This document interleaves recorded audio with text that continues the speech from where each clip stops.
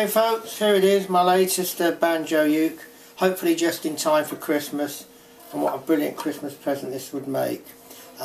This is a Dallas A banjo ukulele endorsed by George Formby. Two main things for a banjo uke is condition and setup. Well, I've set this up so I can guarantee it's fantastic. And condition, I wouldn't call this mint, but bearing in mind this is 80 years old, it's as near as mint I think as you could get it, unless you got one that had never been played. What I've done to this is I've refitted the tuners, and what's nice, these are the original tuners, and these tuners are from the older Model A's. Can you see them? And these work fantastically. Some of these old tuners don't work, but these do. They hold the tuning and won't ever let you down. Also, I've reset the action.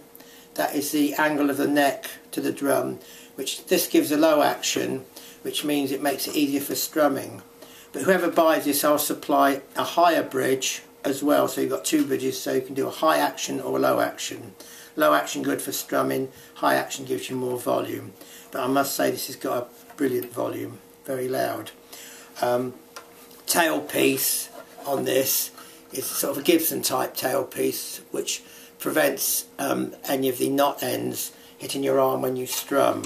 You don't have any marks along here. Oh, by the way, did you spot my deliberate mistake? I played with my sleeves down, which is not always a good idea because it can hit the vellum and deaden the sound. Oh, I put a new vellum on this, nice thick calfskin that will outlive you, outlive your kids and outlive their kids as well.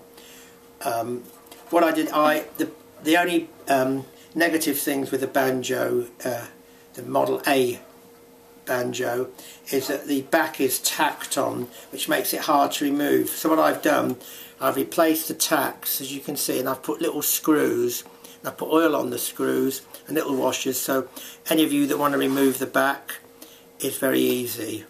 So I've sort of upgraded it, it's very nice. Chrome work, magnificent, look at that.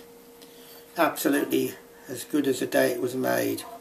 In fact, this model is a fair representation of how this banjo uke started life out as.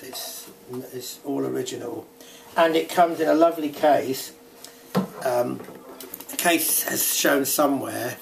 This was made by Dulceta, and they usually made these for most British banjo ukuleles.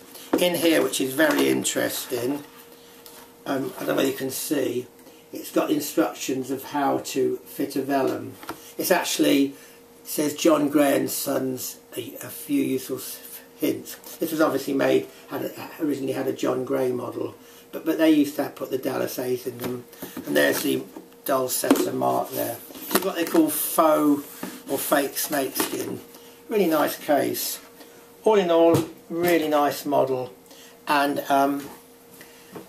I can't fault this at all. It just shows you that what's nice about this, being sort of, it was for beginners originally, but because of that, it hasn't cluttered with hardware. It's very basic, but I think the basic models give the best sound. A very woody, mellow tone, whereas some are a little bit brassy. And this is tuned to the basic ukulele tuning, which is G, C, E, A. But when these were first made, the old timers used a higher tuning. It's the same differences in the strings, but higher tuning because of the lack of amplification, and it gave it more volume. So you can tune this without changing the strings. You can use the old-fashioned tuning on this, which is A, D,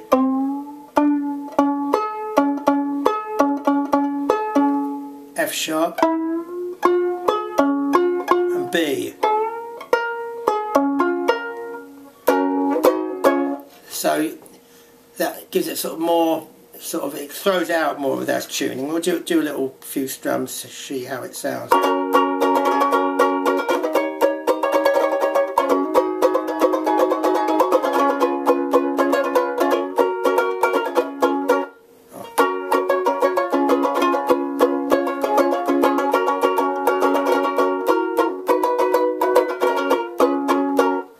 with these ukes as well, towards the nut gives you a more mellower sound, and towards the bridge gives you a brighter, louder sound. Love this banjo uke.